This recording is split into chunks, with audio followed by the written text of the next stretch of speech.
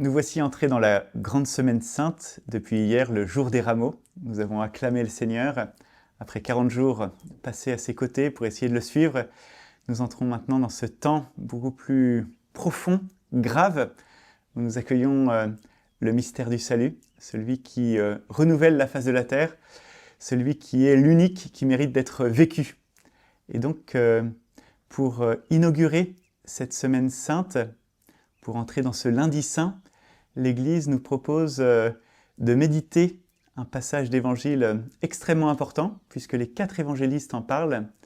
Celui, même s'ils en parlent différemment et puis à différents moments, mais celui justement de cette rencontre entre la femme au parfum, appelée Marie, dans l'évangile selon saint Jean, et cette femme qui pose un geste d'une folie, en quelque sorte, étonnante, puisqu'elle verse un parfum de grand prix sur la tête de Jésus, selon Marc et Matthieu, ou alors sur les pieds de Jésus, selon saint Jean.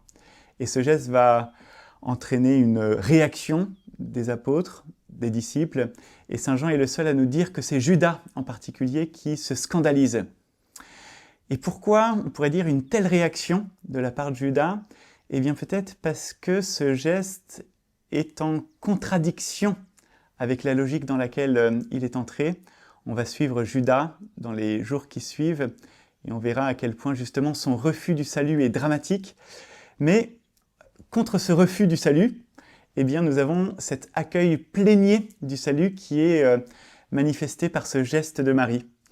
Et saint Jean nous dit que Marie verse du parfum sur les pieds de Jésus et les essuie avec ses cheveux. Et il y a dans ce geste quelque chose de touchant, d'émouvant, profondément, mais qui en plus est orienté vers une zone particulière du corps du Seigneur, ses pieds. Et ce geste, Marie le fait, la première, et c'est comme si elle lançait un grand mouvement qui sera suivi par Jésus lui-même, puisque, nous l'entendrons le jeudi saint, Jésus lui-même lavera les pieds de ses disciples, comme signe justement de ce serviteur qui donne sa vie pour ses amis. Il donne tout. Et donc dans ce geste que pose Marie, on a comme une sorte de lancement de toute la Semaine Sainte, de tout le mystère du salut.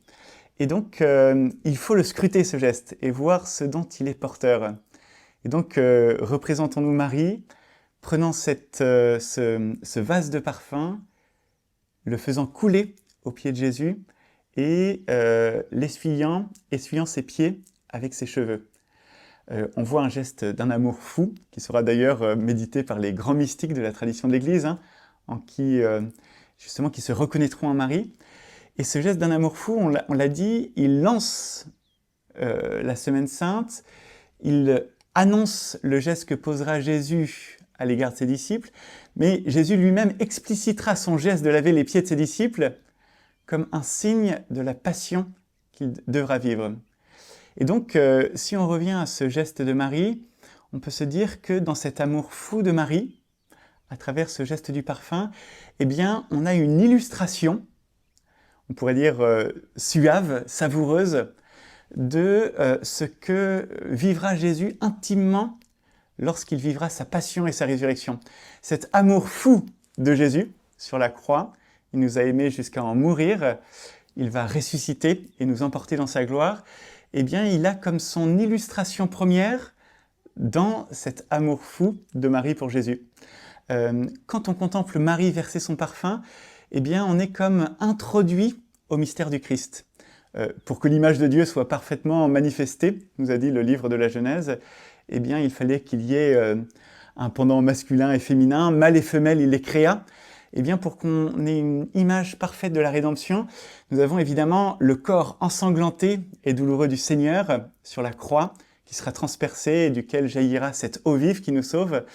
Mais avant cela, et vraiment pour qu'on comprenne bien qu'il ne s'agit pas seulement d'un mystère douloureux qui n'a aucun sens, mais vraiment d'un mystère de charité qui se donne jusqu'à l'extrême, eh bien nous avons Marie avec ce vase de parfum qui nous fait sentir, et c'est vraiment le bon mot qu'il faut utiliser, puisque saint Jean nous dit que toute la maison est embaumée par ce parfum, eh bien Marie, avec son parfum, nous fait sentir la bonne odeur du Christ, c'est-à-dire la bonne odeur de sa charité extrême.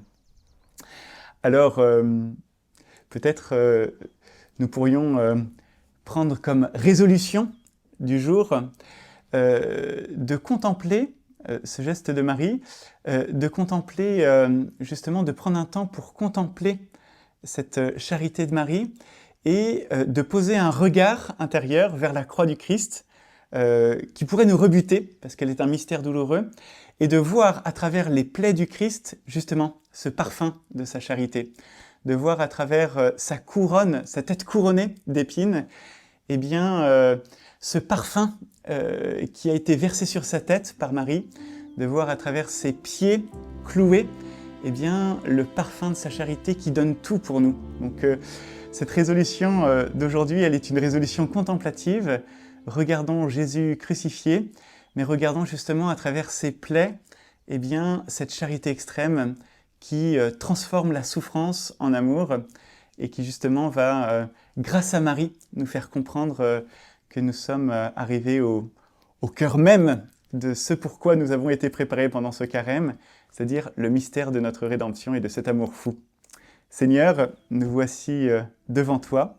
Marie nous a aidés à te contempler, à voir justement derrière le scandale de ta passion douloureuse, la révélation de ton amour jusqu'à l'extrême.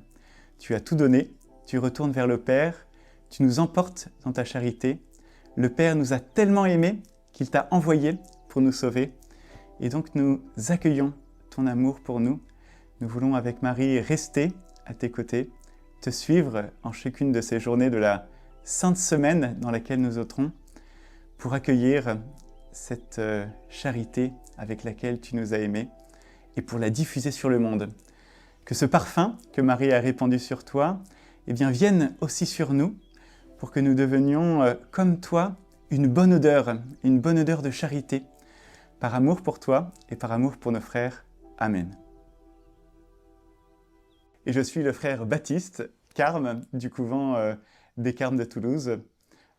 J'aime beaucoup la Bible, l'exégèse et la vie intérieure aussi, puisque comme tous les carmes, j'aime particulièrement cette prière qui s'appelle l'oraison, qui consiste en un cœur à cœur avec le Christ dans le silence.